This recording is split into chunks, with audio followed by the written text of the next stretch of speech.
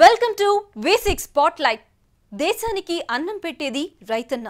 కానీ తనకు 4 వేళ్లు నోట్లోకెళ్లట్లేదు. ఏది కలిసిరాక అల్లాడుతున్నాడు. ప్రకృతి పగబట్టింది. ప్రభుత్వాలు పట్టించుకోవు. బ్యాంకులు రుణాలివ్వవు. పైగా అన్ని పక్షాలకు రైతు పావులా మారాడు. చేసిన అప్పులు తీరక కొత్త అప్పులు పుట్టక దిక్కుతోచని స్థితిలో పడిపోతున్నాడు రైతన్న. దేశంలో అన్నదాత కష్టాలు అంతకంతకు పెరిగిపోతున్నాయి. తెలుగు రాష్ట్రాల్లో 90% రైతులు అప్పుల పాలయ్యారని నివేదికలు చెబుతున్నాయి. రుణ భారంతో దారుణంగా మారిన రైతు జీవితంపై V6 స్పాట్లైట్. ప్రతి గింజ మీద తినేవాడి పేరు రాసుంటుందని సామెత. ఆరుగాలం కష్టపడి పండించిన రైతన్నకు పంట మీద ఆవగించంత హక్కైనా లేకుండా పోతోంది. తనదనుకున్న భూమి మీద, ప్రకృతి ప్రసాదించిన నీటి మీదే కాదు, పండించిన పంట మీద కూడా రైతుకు హక్కు లేకుండా చేసిందెవరు? అప్పుల ఊబిలో దించిందెవరు? దేశానికి వెన్నెముకైన రైతన్న వెన్ను విరిచిందెవరు? ఒకప్పుడు వ్యవసాయం లాభసాటి వ్యాపారం, మరిప్పుడు దున్నితే దుఃఖమే అన్న పరిస్థితి. ఈ మార్పు ఎందుకు? అన్నపూర్ణ ఆంధ్రప్రదేశ్లో రైతన్నకు అన్నీ కష్టాలే. పెట్టిన పెట్టుబడి తిరిగిరాదు. దేవుడు కరుణించినా దళారీ కటాక్షించడు. గిట్టుబాటు ధర దక్కదు. నకిలీ ఎరువులు, విత్తనాలతో అనుకున్న దిగుబడి అసలే రాదు. దాంతో నిలువునా మునుగుతున్నాడు రైతన్న. అప్పుల పాలైన అన్నదాతల ఇళ్లల్లో చావు డప్పులు మోగుతున్నాయి. ప్రపంచానికి తిండి పెట్టే అతిపెద్ద ధాన్యాగారం భారతదేశం. ధాన్యం ఎగుమతుల్లో మన దేశానిది 2వ స్థానం. చెప్పుకోవడానికి ఇది గొప్పగానే ఉన్నా నాణ్యానికి 2వ వైపు రైతు ఆత్మహత్యలు వెక్కిరిస్తున్నాయి. ప్రపంచంలోని మరే దేశంలో లేనట్టు మన దేశంలోనే రైతు ఆత్మహత్యలు పెరుగుతున్నాయి. రైతు సంక్షేమ రాజ్యం పేరుతో రైతులను దశాబ్దాలుగా దగా చేస్తూ వస్తున్నారు పాలకులు. కార్పొరేట్లకు రెడ్ కార్పెట్ పరిచే లక్ష్యంతో పెట్టుబడుల పేరుతో వ్యవసాయాన్ని నీరుగార్చారు. ఆ పాపం ఇప్పుడు రైతన్నలను వెంటాడుతోంది. మా చేన్లు మొత్తం పోయినాయి. మా పరిస్థితి చూస్తే ఏం లేదు. ఇక ఏమున్నా ఇంత మందు తెచ్చుకొని తాగాలి. 2-3 ఎకరాల మొక్కజొన్న వేసిన మొత్తం రెస్ట్ అయిపోయింది. అందులో ఏం చేను ఆశ లేదు. ఒక 4 ఎకరాల దాకా పొలం వేసిన.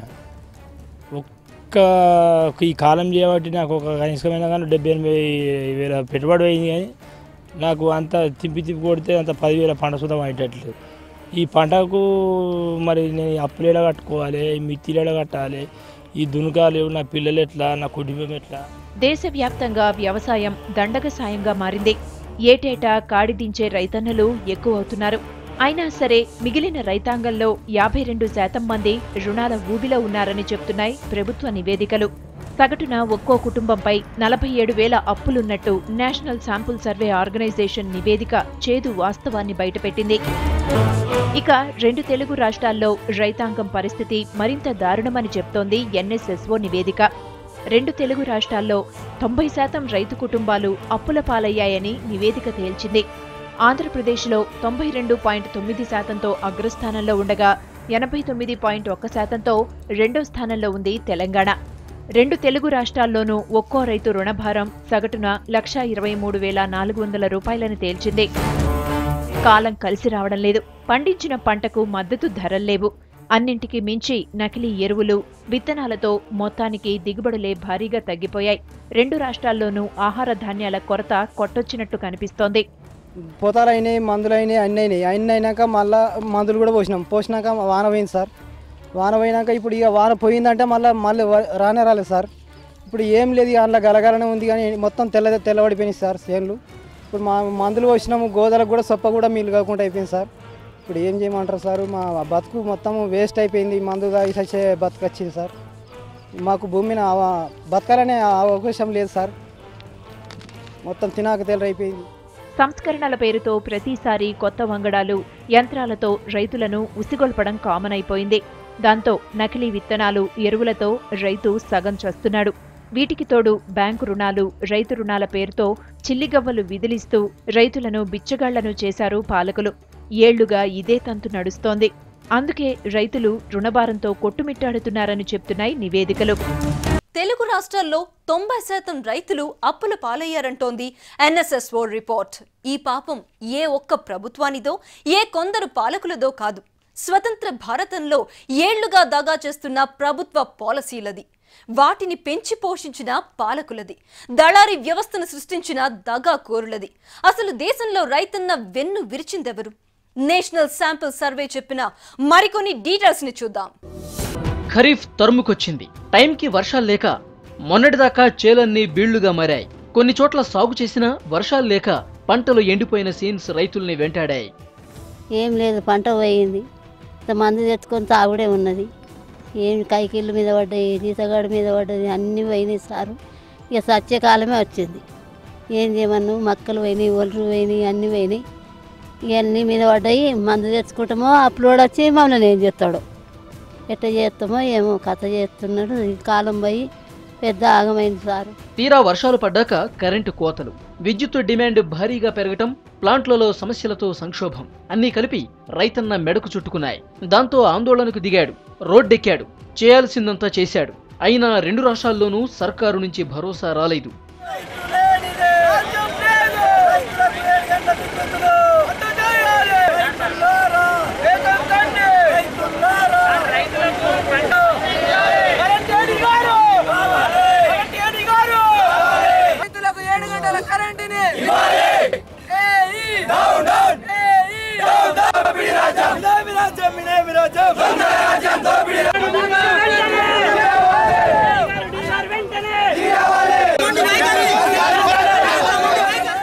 ఇది చాలదన్నట్టు రుణమాఫీపై గందరగోళం. సర్కారు పదే పదే రుణాల్ని రీషెడ్యూల్ చేయాలన్నా బ్యాంకులు ససేమిరా అంటున్నాయి. దాంతో పరిస్థితి మరింత దిగజారింది. ఈరోజు రుణాలు వేరే బ్యాంకులలో పొందాలన్నా కూడా గతంలో తీసుకున్నటువంటి రుణాలకు సంబంధించి వాళ్ళ దగ్గర తాకట్టు పెట్టినటువంటి పాస్బుక్ల్ని కూడా రైతులకు ఇవ్వకుండా అనేక రకాల ఇబ్బందులకు రైతాంగాన్ని గురి చేస్తున్నటువంటి పరిస్థితి బ్యాంకర్లలో కనపడతా ఉన్నది. కాబట్టి మేము కోరుతున్నది ఏంటంటే బ్యాంకర్స్కి ఏదైతే 25% ప్రభుత్వం మన మాఫీ కింద రీయింబర్స్ డబ్బులు చేశాదో ఆ కనీసం ఆ మేరకైనా డబ్బులు ఇచ్చి రైతాంగాన్ని ఆదుకునేటువంటి పరిస్థితి లేదు. ఒకవేళ ఆదేశించినా బ్యాంకర్లు ప్రభుత్వం యొక్క అధికార యంత్రాంగం యొక్క మాటల్ని పట్టించుకునేటువంటి పరిస్థితి లేదు. సాగుకు సిద్ధమయ్యేసరికి కరువు కోరలు చాచింది. కరువు పరిస్థితులు పంటల దిగుబడులపై తీవ్ర ప్రభావం చూపించాయి. జూన్ నుంచి ఆగస్టు చివరి వరకు సరైన వర్షాలు పడలేదు. దాంతో ఖరీఫ్ ఖల్లాసైంది. తొలకరు నుంచి వర్షాలు సరిగ్గా కురవకపోవడంతో రైతులు సకాలంలో విత్తనాలు వేయలేకపోయారు. తీరా విత్తనాలు వేశాక కరెంటు కోతలు. రైతులకు 7 గంటల కరెంటు ఇస్తానని చెప్పిన ప్రభుత్వము 3 గంటలు ఇస్తుంది. ఆ 3 గంటల కరెంటు కూడా మధ్యలో గ్యాప్ ఇస్తూ దాన్ని ఆ విధంగా అది చేస్తుంది. వరి కోత దశలోకి వచ్చిన క్షణంలో ఇప్పుడు ఇట్లాంటి పరిస్థితి ఉంది. కాబట్టి రైతులకు వెంటనే 7 గంటల విద్యుత్ని అందించి ఈ 15 రోజులు కంప్లీట్ అయ్యే వరిని కాపాడాలని చెప్పేసి కోరుకుంటున్నాం. చుట్టుముట్టిన సమస్యలతో 2 తెలుగు రాష్ట్రాల్లోనూ దిగుబడులు భారీగా పడిపోయాయని డిపార్ట్మెంట్ ఆఫ్ ఎకనామిక్ సెక్యూరిటీ సంస్థ అంచనా వేసింది. ఇది ఈ ఒక్క ఏడాదికి మాత్రమే సంబంధించిన లెక్కలు. గతంలోనూ ఇలాంటి పరిస్థితే. ఇవే కాదు, సరైన టైంలో అప్పులు అందక చేతికొచ్చిన పంటలు తుఫానుకో లేక కరువుకో బలైపోయిన సీన్లు చాలానే ఉన్నాయి. దాంతో అప్పుల ఊబిలో కూరుకుపోవటం రైతుల వంతయింది. అన్నింటికన్నా ముఖ్యంగా బ్యాంకులు ప్రభుత్వం నుంచి రైతులకు అస్సలు సాయం అందట్లేదన్నది ఎన్ఎస్ఎస్ఓ తేల్చిన వాస్తవం. 1000 మంది రైతులను యూనిట్గా తీసుకుంటే దేశవ్యాప్తంగా కేవలం 21 మంది రైతులకు మాత్రమే ప్రభుత్వం నుంచి డైరెక్ట్గా సాయం అందుతోంది. 148 మందికి బ్యాంకులు సాయం చేస్తున్నాయి. 429 మందికి సహకార బ్యాంకులు చేయూతనందిస్తున్నాయి. మిగతా 40% మంది రైతులు మాత్రం వడ్డీ వ్యాపారులు, దళారులు, సన్నిహితులు, బంధువుల నుంచి సాయం పొందుతున్నారు. దేశంలో 60% వ్యవసాయ రుణాలు లోకల్లోనే పుట్టించుకుంటున్నారు రైతులు. ప్రభుత్వం పరంగా 2.1%, సహకార సంఘాల నుంచి 14.8%, బ్యాంకుల నుంచి 42.9% రుణాలు పొందుతున్నారని నివేదిక స్పష్టం చేసింది. తక్కువ భూమి ఉన్న వాళ్లకి బ్యాంకుల నుంచి రుణాల లభ్యత 15% మాత్రమే. 85% రుణాలు ప్రైవేటు వ్యక్తుల నుంచి పొందుతున్నారు. ఇక 10 హెక్టార్లు ఆ పైన ఉన్న భూస్వాములకు మాత్రం 79% రుణాలు బ్యాంకుల నుంచి అందుతోందని తేలింది. అంటే సన్నకారు రైతులంటే ప్రభుత్వాలకు, బ్యాంకర్లకు చిన్నచూపు అయిందన్నమాట. నాకు 15,000 రూపాయలు నేను లోన్ తీసుకున్నా. లోన్ తీసుకుంటే నాకు మాఫీ లేదని చెప్పిండ్రు. అయితే నేను 15,000కు 17,000 రూపాయలు లోన్ కట్టిన ఇప్పుడు ఆల్రెడీ. ఏమి సంగతి అంటే ఆడబోయి అడుగు, ఈడబోయి అడుగు అని నన్ను అడుగుతున్నారు. 4 రోజులు అవుతుంది ఇప్పటికి మేము దండాడబట్టి. మాకు ఏం మాఫీ లేదా, ఏం లేదా. ఎట్లా మేము దండాడతాం? 4-5 రోజులు అవుతుంది తిరగబట్టి. సారు మాకేదో ఇంత సాయం చేస్తారనే కదా మిమ్మల్ని గెలిపించింది. ఇదిలా ఉంటే వ్యవసాయంపై పెట్టుబడికి రాబడికి అసలు పొంతనే లేకుండా పోయిందన్నది ఎన్ఎస్ఎస్ఓ తేల్చిన మరో చేదు నిజం. ఆంధ్రప్రదేశ్లో ఎకరానికి సగటున 6,191 రూపాయలు ఖర్చు చేస్తుంటే 8,482 రూపాయల ఆదాయం వస్తోంది. అదే తెలంగాణలో 4,267 రూపాయలు ఖర్చు పెడుతుంటే 8,666 రూపాయల ఆదాయం వస్తోంది. ఇందులోనే అధిక వడ్డీలు, పాత బాకీలకు చెల్లించే వడ్డీలు, దళారీలకిచ్చే కమిషన్లు అన్నీ పోతే మిగిలేది సున్నానే. కాలం కలిసొచ్చి వర్షాలు బాగా పడి కోతలు లేకుండా కరెంట్ సప్లై అయి వ్యవసాయం సాఫీగా సాగినా 25,000 నుంచి 40,000కు మించి రాబడి అసాధ్యమని నివేదిక తేల్చింది. అంటే ఎకరాలు పొలం ఉండి లక్షలు పెట్టుబడి పెడితే వచ్చేది ముష్టి 30,000 అన్నమాట. అదే ఏడాదికి 2 పంటల్ని సాగు చేస్తే. నిజానికి వ్యవసాయ రంగమే రిస్కులో ఉంది. దేవుడి మీద భారం వేసి బలవంతపు సేద్యం చేస్తున్నారు రైతులు. వ్యవసాయం తప్ప మరో వ్యాపకం లేని వాళ్లంతా సాగుకే పరిమితమవుతున్నారు. భూమి ఆకాశాన్ని చూసి బతికీడుస్తున్నారు. ఈ పరిస్థితులే చాలా మంది భూములు అమ్ముకుని వలసపోయేలా చేస్తోంది. కూలీ పని చేసుకుని బతికినా 4,000 నోట్లోకి వెళ్తుండటంతో మెజారిటీ రైతులు కాడి దించేస్తున్నారు. దీనికి తోడు యువతరం వ్యవసాయం వైపు కన్నెత్తి చూడట్లేదు. ఇకపై వ్యవసాయానికి సంక్షోభం తప్పదని విశ్లేషిస్తున్నారు నిపుణులు. వ్యవసాయం జూదంగా మారింది. ఒకప్పుడు సగానికి పైగా జనాభా వ్యవసాయం మీద ఆధారపడేది. మరిప్పుడది 10% పడిపోయింది. అగ్రికల్చరల్ ఫీల్డ్లో ఉన్న వాళ్ల పరిస్థితి అటు ఇటుగానే ఉందని ఎన్ఎస్ఎస్ఓ నివేదిక స్పష్టం చేస్తోంది. ఇంతకీ రైతన్నని బతికించుకునేదెలా? వ్యవసాయాన్ని కాపాడుకునేదెలా? నేల తల్లిని, శ్రమశక్తిని నమ్మి రేయింబవళ్లు రెక్కలు ముక్కలు చేసుకునే బడుగు రైతు జీవనం వైకుంఠ పాలిగా మారిపోయింది. ముందు నుయ్యి వెనక గొయ్యి చందంగా తయారైంది. అందుకే చాలా మంది రైతులు కాడి దించలేక, వ్యవసాయ రంగంలో కొనసాగలేక అయోమయంలో పడిపోతున్నారు. స్వాతంత్రానికి ముందు వ్యవసాయ రంగం ప్రాధాన్యత అంతా ఇంతా కాదు. స్వాతంత్రం వచ్చాక కూడా ప్రణాళికలు వేసి మరీ ఈ రంగాన్ని ప్రోత్సహించారు. కానీ ఆ ఊపును తర్వాతి తరం కొనసాగించలేకపోయింది. ప్రపంచీకరణ, పారిశ్రామికీకరణ వేగం పుంజుకోవడంతో వ్యవసాయం ప్రాధాన్యత తగ్గుతూ వచ్చింది. స్వాతంత్రానికి ముందు సగానికి పైగా దేశానికి వ్యవసాయమే ఆధారం. కానీ అదిప్పుడు 10%కి చేరింది. 120 కోట్ల జనాభాలో వ్యవసాయ కుటుంబాలెన్నో తెలుసా? కేవలం 9 కోట్ల కుటుంబాలు మాత్రమే. ఇది ఎన్ఎస్ఎస్ఓ చెప్పిన చేదు నిజం. గత ప్రభుత్వాలన్నీ వ్యవసాయాన్ని లాభసాటిగా మారుస్తామని హామీ ఇచ్చినవే. ఇప్పుడున్న ప్రభుత్వాలు చెబుతున్న మాట అదే. కానీ వ్యవసాయం ఏటికేడు నీరుగారుతోంది. లక్ష్యాలు ఘనంగానే ఉంటున్నా వాస్తవాలు మాత్రం మరోలా ఉంటున్నాయి. 1990 పారిశ్రామికీకరణ తరువాత దేశంలో రైతు ఆత్మహత్యలు కామన్ అయ్యాయి.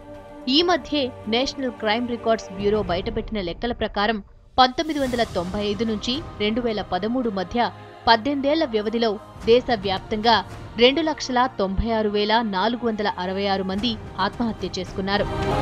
అంతకంతకు పెరిగిన పెట్టుబడి వ్యయం, ప్రతికూల వాతావరణం, మద్దతు ధర దక్కని దైన్యం అన్నదాతను నిరాశలోకి నెట్టేస్తున్నాయి. వ్యవసాయం కోసం తెచ్చిన అప్పులు తీర్చే దారి లేక బలవన్మరణాలకు పాల్పడుతున్నారు రైతులు. ఏటా దేశవ్యాప్తంగా వేల సంఖ్యలో రైతు ఆత్మహత్యలు నమోదవుతున్నాయి. నేషనల్ క్రైమ్ రికార్డ్స్ బ్యూరో బయటపెట్టిన లెక్కలే దీనికి సాక్ష్యం. మన దేశంలో వ్యవసాయ రంగం సంక్షోభంలో కూరుకుపోయింది. అన్నదాతల బలవన్మరణాలు సంక్షోభ తీవ్రతను ఎత్తిచూపుతున్నాయి. ముఖ్యంగా పత్తి సాగవుతున్న రాష్ట్రాల్లో రైతుల ఆత్మహత్యలు పెద్ద సంఖ్యలో చోటు చేసుకుంటున్నాయి. పత్తి సాగుకు లక్షల్లో అప్పులు చేసే రైతులు అవి తీరక బలవంతంగా ఉసురు తీసుకుంటున్నారన్నది వ్యవసాయ నిపుణుల విశ్లేషణ. ఈ మధ్య 2 తెలుగు రాష్ట్రాల్లోనూ రైతుల వరుస ఆత్మహత్యలు ఆందోళన కలిగిస్తున్నాయి. ఆశ చావదు, కాంక్ష తీరదు. ఇది రైతుల పరిస్థితి. ఒకేడు కాకపోతే మరో ఏడు, డబ్బులు మిగలకపోయినా పర్వాలేదు, అప్పులు తీరితే చాలన్న ఒకే ఒక్క ఆశతో పంట సాగు చేస్తున్నారు. కానీ ఇటు పాలకులు, అటు దళారులు, వ్యాపారులు అంతా కలిసి రైతును ముంచేస్తున్నారు. అందుకే ఆత్మహత్యలు అంతకంతకు పెరుగుతున్నాయి. దీనిపై ప్రభుత్వాలు, పాలకులు దృష్టి పెట్టాలి. దీర్ఘకాలిక లక్ష్యాలు విధించుకుని వ్యవసాయాన్ని లాభసాటిగా మార్చాలి. పర్యావరణ అనుకూల సుస్థిర వ్యవసాయ పద్ధతులను ప్రోత్సహించాలి. దాంతో సాగు ఖర్చులతో పాటు పంట నష్టపోయే రిస్క్ తగ్గుతుంది. అందుబాటులో ఉన్న వనరులతో రైతులు చేస్తున్న కమ్యూనిటీ మేనేజ్డ్ సస్టైనబుల్ అగ్రికల్చర్ పద్ధతులను అనుసరించేలా ప్రోత్సహిస్తే బెటర్ అన్నది నిపుణుల సూచన. నిజానికి పంటల సాగు ఖర్చులకు మద్దతు ధరకు పొంతన లేకుండా పోయింది. పంటల కనీస మద్దతు ధరలను వాస్తవ సాగు ఖర్చు కన్నా ఎక్కువగా ఉండేలా నిర్ణయించాలి. ధాన్యం, పత్తితో పాటు మెట్ట పంటల దిగుబడులను కూడా ప్రభుత్వమే సేకరించేలా చర్యలు తీసుకోవాలి. కౌలు రైతులు, రుణాలు తీసుకొని వాళ్లందరికీ బీమా, రుణ సదుపాయాలు కల్పిస్తే రైతుకు భరోసా ఏర్పడుతుంది. దాంతో రెట్టించిన ఉత్సాహంతో సాగుకు సిద్ధమవుతాడు రైతన్న. సాగు ఖర్చుకు 50% కలిపి మద్దతు ధర ప్రకటించడం, రైతు కుటుంబాలన్నిటికీ ఆదాయ భద్రత కల్పించడం, మెట్ట ప్రాంతాలకు నీటిపారుదల సదుపాయం కల్పించడం లాంటి దీర్ఘకాలిక చర్యలు తీసుకుంటే వ్యవసాయ సంక్షోభం నుంచి బయటపడొచ్చని, రైతు ఆత్మహత్యల్ని కంట్రోల్ చేయొచ్చంటున్నారు వ్యవసాయ నిపుణులు. ఇవే కాదు, రైతు పండించిన పంటను తానే అమ్ముకునేలా చర్యలు తీసుకోవాలి. దళారీ దందాను అరికట్టాలి. వ్యాపారుల్ని కట్టడి చేయాలి. మొత్తంగా మార్కెట్ మాయాజాలం నుంచి రైతును రక్షించాలి. అప్పుడే అన్నదాత కష్టానికి ఫలితం, దేశానికి ప్రయోజనం. మన దేశం వ్యవసాయ ఆధారిత దేశం. కానీ సంస్కరణలు, సరికొత్త విధానాల పేరుతో వ్యవసాయాన్ని లేకుండా చేస్తున్నారు పాలకులు. ఈ పరిస్థితి మారాలి. రైతుల్ని ఆదుకునేలా వ్యవసాయాన్ని లాభసాటిగా మార్చాలి. దానికోసం చిత్తశుద్ధితో కృషి చేయాలి. దీర్ఘకాలిక లక్ష్యాలతో ముందుకు సాగాలి. లేకపోతే రైతు ఉండడు, వ్యవసాయము ఉండదు. ఆ పరిస్థితే వస్తే దేశం దుర్భిక్షంలో పడడం ఖాయం. ఇది V6 స్పాట్లైట్.